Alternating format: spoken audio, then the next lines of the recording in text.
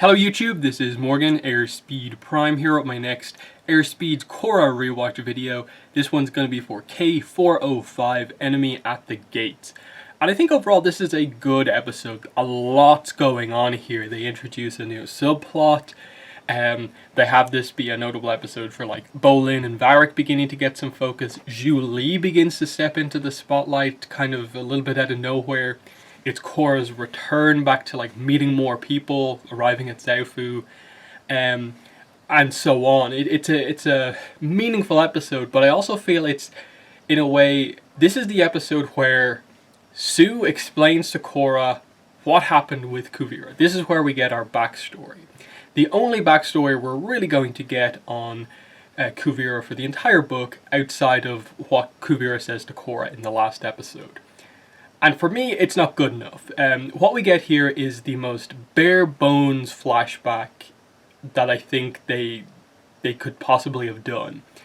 The problem here is that they at the same time introduce and then sort of move past probably the most interesting dynamic that kind of Kuvira has going on in the show. That being, Su Yin reveals that Kuvira is basically a adopted daughter. She basically says that I took her in when she lost her parents when she was 8 and nurtured her talents. You effectively say that this is meant to be a somewhat, daughter and mother relationship. The problem is book 3 never felt like that. Here, none of the scenes feel like that. And it's meant to be part of why this is such a kind of personal feud, that anyone else would be fine with what Kuvira has accomplished, but Kuvira wants to take Zaofu because of some sense of like anger at her mother figure here. They don't go into Sue's relationship with Kuvira's relationship with Sue enough to explain why Kuvira does what she does. The flashback basically just shows that she is the guard present at a meeting with, like, who is it? It's Tenzin, Raiko, and Sue, basically, and Kuvira is also there. They want her to basically step in to attempt to stabilize the Earth Kingdom. She's present and basically disagrees with what Sue says. Sue doesn't want to, I think, for the right reasons. She knows that, even though I may be respected to some degree because I'm a Bei Fong, people might respect Zaofu, still it would eventually turn on me and I would just be considered a new dictator. And she doesn't want that because she doesn't like world leaders. It makes sense with what they'd established before. It's obviously her deciding not to do anything, but the action that she was asked to kind of carry out here, you understand completely why she didn't. The problem is that there's not enough of Kuvira that we know about to really explain why Kuvira takes this so hard. Why Sue not wanting to become a dictator suddenly is this massive problem. And they have to explain it in just the tell instead of showing dynamic, because it's one of those scenes where like they're showing you some stuff, but the scenes are so quick and there's not enough context to them that they're more telling you rather than showing you, because they focus on such small scenes. And so it's just Sue basically saying, I didn't realize it at the time, but this is when a rift grew between us. And I think just the wording of that tells you the problem, that they didn't have a way to properly show a rift forming. So they just have to sort of say, well, we didn't realize it at the time, but it actually happened. And then to just explain what has been one of the most important events in the past, like the 3-year time skip. Kuvira leaving Zaofu, taking a lot of the guards with her, taking a lot of the important people who have been in a way responsible for Zaofu becoming what it is, Varric and so on, and I think most importantly, in a way, taking Batar Jr. away from his family. They don't explain any of that. And what it means is that what's underdeveloped is Kuvira's relationship with Sue, Kuvira's relationship with Batar is underdeveloped, her motivations here in what she's trying to accomplish are underdeveloped. I get the idea that what they're going for across this entire book is that they're trying to compare Kuvira and Korra. You get that when they finally meet later on in this episode. Korra kind of noting that, like, I know what you mean, that people disagree with you because of a decision that you made. and that's fine. The problem is that we just don't know Kuvira well enough from who she was in book 3 to explain why this sudden shift in her character makes sense to any degree. And because they don't really hold back, kind of like the Red Lotus, where like you can immediately just dismiss them, that like, yeah, that's villainous, and there's very little just to what you're trying to say here. Anything that kind of Kuvira is doing is immediately tainted by the fact that what you say that she actually is doing in private is just so bad that it's just like, where did that come from? Given who raised you, where did it come from that you had this like, tendency to lean towards becoming a tyrant, and putting people in re-education camps, presenting this like humanitarian side, but then the second you leave, everyone's basically rounded up and used as kind of slave labor for the empire. Re-education camps being slave camps, and we'll learn in a couple of episodes' time about the how she feels about the other nations in this whole situation. It, to me, isn't enough, and it's always been the thing with me and book 3 and 4, where like people love the Red Lotus, they love Kuvira, and they tend to. I think people like Amon, but he almost, because it's book 1, it kind of tends to be forgotten. For some reason, a lot of the fandom tends to criticize book 1 as the first book for some reason, and then book 2, just obviously we know, is criticized. But I find the motivations of Amon and Unalaq to be a lot more like complex, easier to get behind in a way and get what they're going for than the book 3 and 4 villains, in part because they're much more well developed, in that like Amon, you do a 7-minute flashback with Amon and accomplish so much. With Unalaq, by having him be a family member to her and using like that select flashback of like him being involved in Tonrock's flashback, plus establishing later on that he's part of the Red Lotus, you add a lot of context to him to explain Unalaq. The problem with these guys is that like book 3 and 4 is just a severe lack of characterization to explain what the gimmick is meant to be for all of the villains. They have a specific ideology that you can see in a positive way, but that they end up taking too far. And Korra is meant to learn the lesson of the positive to take from the villain. So her experience fighting the villain leads her to discover something new through what the villain was trying to accomplish. It's a bit harder to kind of get behind here because they're so kind of blunt with it, in that like Korra and Kuvira's first meeting is this scene where like, I think you need to, move away from this and like take your army away, and Kuvira's just like, no. Then they sort of like get behind like, you were gone, I stepped in to do this. They sort of understand each other, but it's still a case of like, Korra knows that the right thing to do is to stop Kuvira from doing what she's doing, and Kuvira is just, so in dictator mode that she can't see anything else. It takes away what is meant to be, I think, a really interesting dynamic a lot. It takes from that like drastically, in that Korra and Kuvira, outside of I think the show, in a way like forcing you to compare the two of them, I don't think their like dynamic is anything particularly amazing.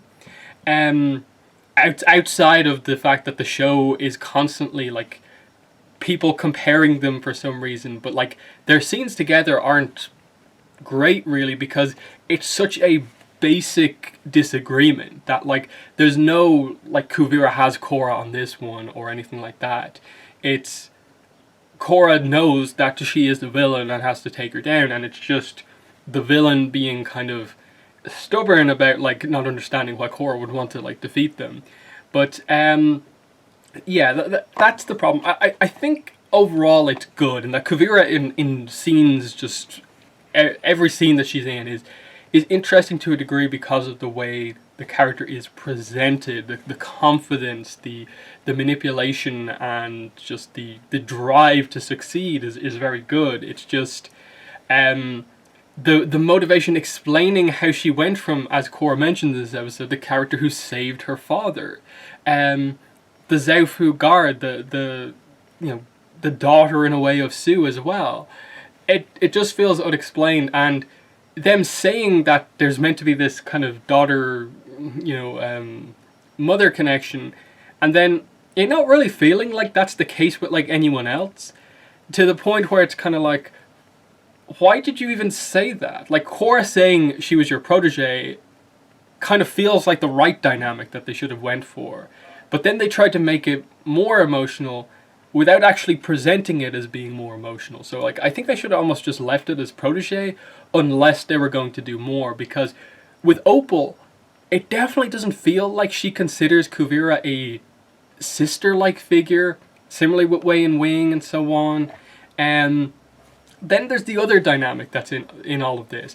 The Baatar Jr. situation and his whole family feeling like he's been brainwashed and he can't see that he kind of in a way has been. The issue that they get to here in a tiny way, again, I don't think enough, is him feeling like he's living in the shadow of his father. Now, the fact that we didn't get to know him at all, really, in Book 3, Baatar Jr., I think kind of comes into play here, in that we don't know how the Kuvira-Baatar relationship started.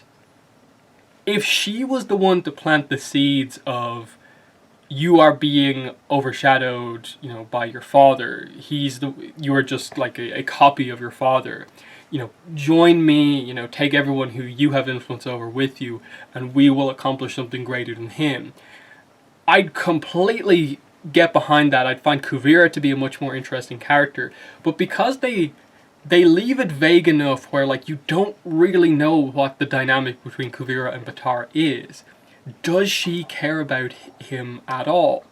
His side is very clear. And I think it's meant to be the case that obviously he does some very bad things as part of Kuvira's forces.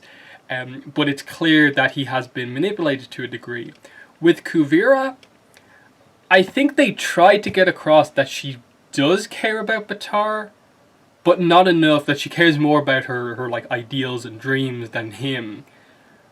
But it's like, I don't get enough of like the relationship. And that's why I think the flashback here should have been heavily expanded out. I think you should have probably shown a flashback of Sue taking Kuvira in, kind of montage her raising her as well. Maybe adding in a few little hints of, like, there is some opposition here. Like, Kuvira is not just turning into Sue 2.0. There are differences, but Sue has sort of ignored them because that's her style.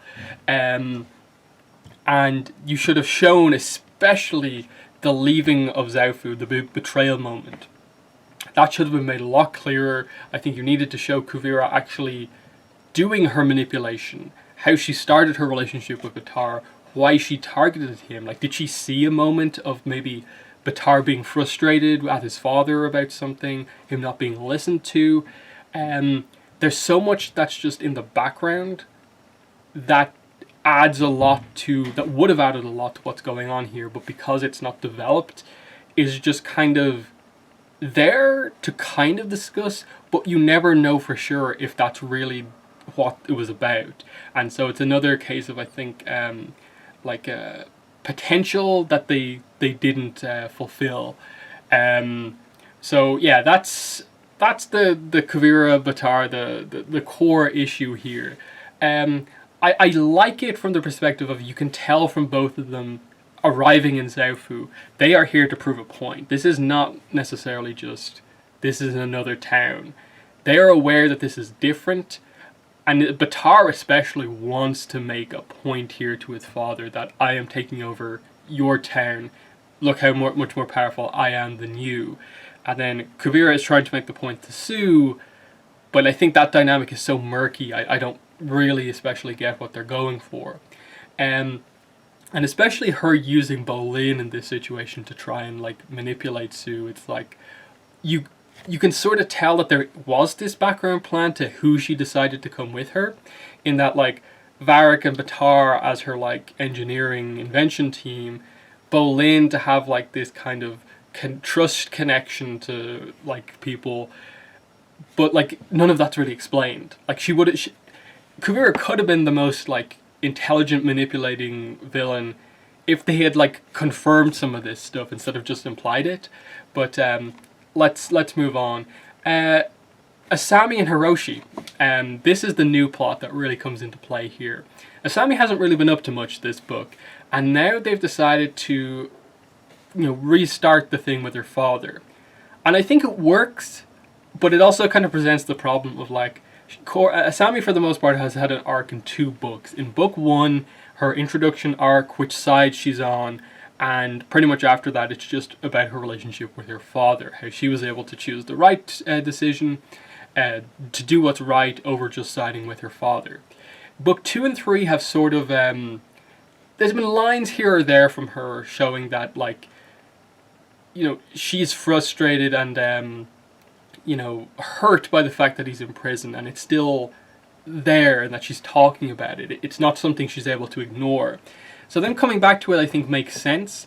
The problem is that, like, you gave her, like, basically no other arc. Book 2 had one, but as we've discussed, she sort of fell out of that arc and it sort of became more about Varric and Mako than her.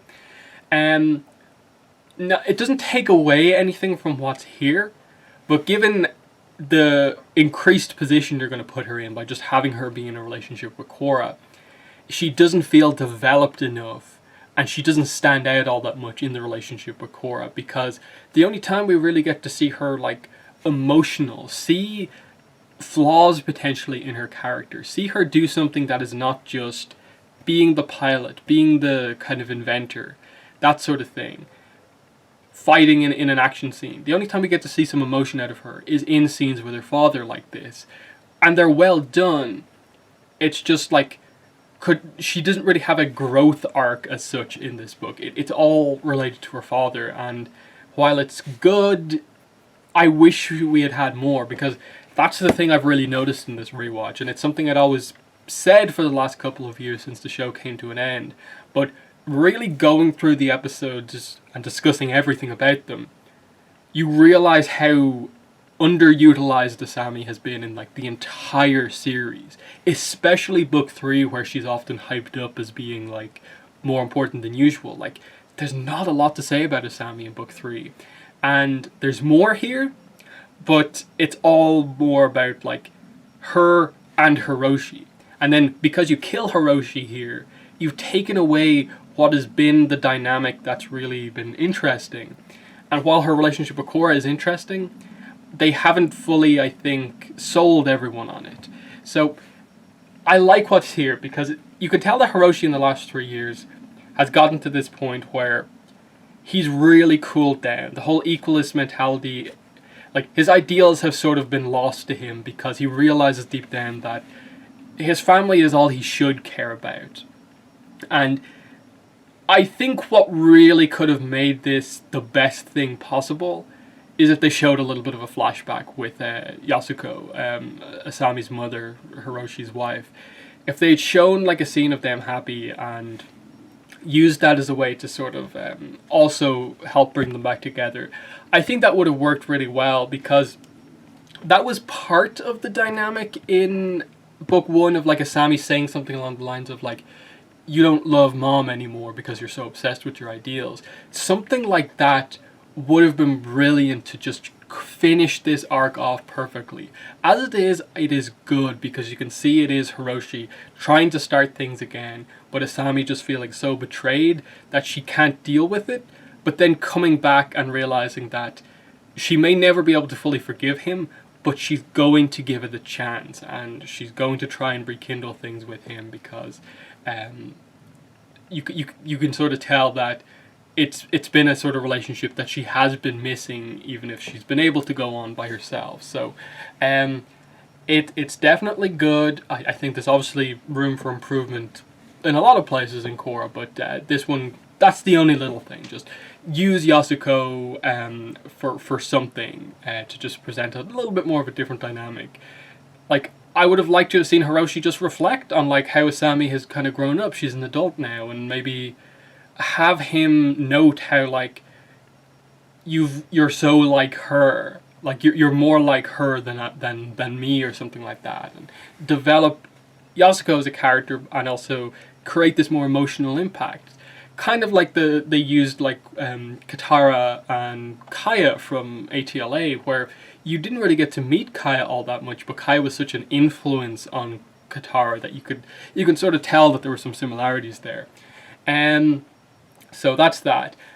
Let's talk about the two, I suppose, allegiance shifts that we get in this episode, and that being both Bolin and Varric realizing the truth behind Kuvira and deciding to kind of oppose her and getting on her bad side here. So the turn of both of these characters. With Varric, I think this is actually really, really interesting. Because I know a lot of people liked Varric in the first kind of couple of books. I've always been someone who's like, okay, he's a fun character. I maybe don't think he's that great. I really like his arc in book 4 because it finally feels like we're getting into his proper character, and I think the difference here is that they use Julie, and they don't just have her be like the punchline of a Varric joke of the whole do the thing. I like that they actually have her step up as a character here by presenting that little hint of romance here between the two of them. Mainly on her side right now, because Varric's sort of oblivious to it and can only really see her as an assistant. But just that little moment of like Varric making that decision when the Spirit Vine project goes wrong, and basically he finds out it's a weapon effectively, and he decides to shut it down, and like us as well as like Kuvira and Varric are kind of like, what? Like, you don't have a conscience, like you wouldn't care about this sort of thing, so why is this happening? And like the subtle reveal later on in this episode is that the conscious part of him that he's now getting is meant to be like Bolin, I think, is the joke that they sort of make, like where Bolin is in the vents and he's calling to Varric and he's like, oh, my conscience is back, it's talking to me again, referencing what he was referring to before. And I think it's meant to be Julie and Bolin together acting as this kind of way of Varric growing, that because he's been around these two so much, he has sort of changed, and he's realizing that this is a incredibly powerful weapon. It blew up the back of the train and blew a hole in the mountain we just went by. I can't continue to work on this because it is so dangerous. And he tries to stand up to Kuvira, but obviously is threatened, and later is forced to continue to work because he is the one that she actually still needs.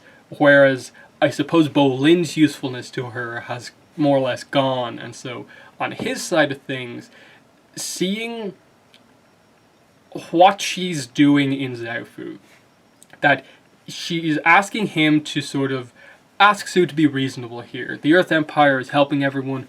Why don't you join it? You be the one to convince her because she likes you. You know, Opal will be there and stuff like that. Like manipulating him, but using him to try and manipulate Sue. You can see what her plan is. The problem is that she can't explain in a good enough way why the army is there. And when Opal explains to him, you know, Opal and Sue kind of say, you know, okay, it may have seemed good in the first like 2 weeks that you were there, but what happened after you left? Have you gone back to any of those towns and seen how they are now? What those people go through at the moment? And them presenting these like rumors that have been the case up to now, but the truth that people are suddenly turned into slaves the second you leave, that the people who dissent are sent to these re-education camps, and it's really, really bad, that you are being manipulated into thinking it's a humanitarian thing when it's actually like the biggest like slave organization in the world. And him confronting the two of them about it, Batar and Kuvira, and them kind of just noting that like, hard truths, Bolin, are you in or out? And him not being able to, you know, agree with this. It's a big moment to see Bolin have this kind of realization that this thing where he honestly believes that he's kind of finally found what he's meant to do, helping people, and now it's actually that he has helped people initially, but he's really helped people kind of become enslaved, and he now has to really heavily redeem himself. He has to like redeem himself to the Beifong family, his girlfriend Opal, Team Avatar to a degree, everyone, he has to, like himself as well, because he's not going to be happy knowing that this is the way things have gone.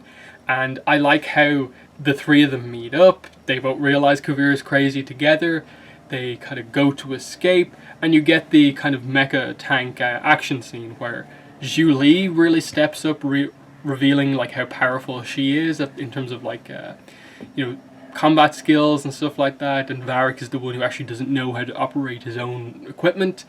Bolin initially being in the tank, but then really going like beast mode on everyone once he gets out.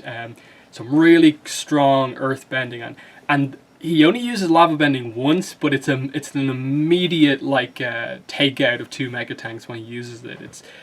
It really demonstrates that Bolin is a threat when he goes at people and goes full power. That I'd love to know like how he trained in lava bending. Like, there's obviously no one left to teach him. So apart from just, using his earthbending techniques, but with lava, how he actually became more powerful at lava bending, and was there any way that he could be taught? But still, you have to just acknowledge that's such a powerful technique, and he is so powerful now. He's right up there with some of the most powerful benders, and I think they don't say it, but that's obviously part of the reason why Kuvira, had him on her team. A lava bender, why not? But yeah, it obviously comes to an end. They're kind of captured again by Batar because he holds Varric hostage. And this is where we get the big moment. Zhu Li and Bolin are going to be sent to re-education camps. Varric, of course, is going to stay and do his, do the inventing, continue the Spirit Vine project. But then Zhu Li steps up and begins to basically, seemingly betray Varric here to pledge her allegiance to Kuvira, saying that she has this like hero worship of Varric because he was previously the most like intelligent person she ever met, and she's now saying that it's now Kuvira. She's much more competent than Varric is. I made a mistake, pledging my loyalty to someone who didn't care about me.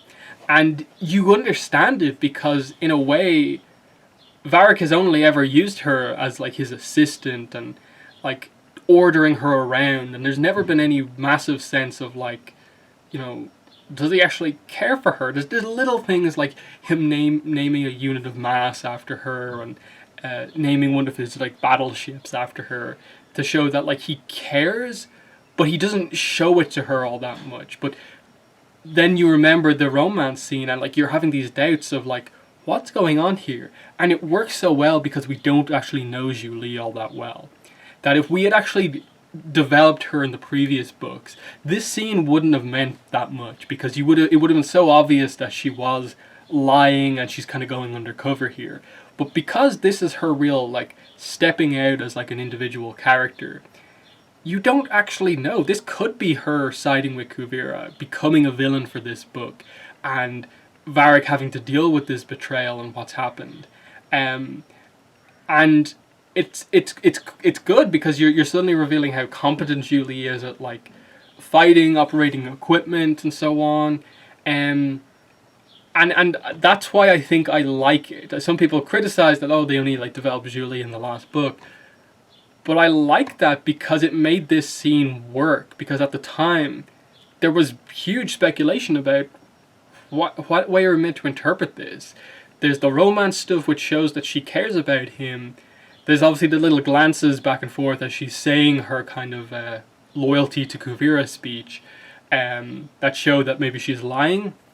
But obviously this is her manipulating Kuvira, using the thing you can manipulate Kuvira on, and that is if you just go like full kind of licking her boots mode and really kind of going into her ego that like she is the great uniter, she'll listen to you and she'll let you join her because you treat her as the I suppose the role she expects to be treated as.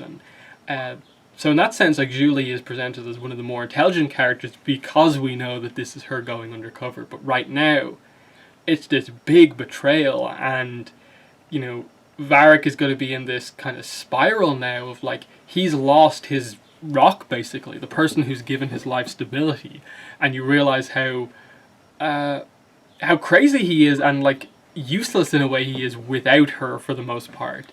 And the Bolin Varric friendship is going to be a pretty meaningful thing going forward. So it's definitely, you know, well done. What else is there to talk about here? There's a lot in this episode. That's what I will say about it. I just feel they skip past the backstory bit far too quickly and don't give it enough development. So I talked about Asami. Korra, you do get with Korra the fact that she wants to take an approach of not immediately jumping into fight. That she wants to take more of a kind of talking things out, being more of a negotiator, and not immediately go in guns blazing like Milo expects. Sue just coming out to ask her, like, go into the Avatar state and destroy her army.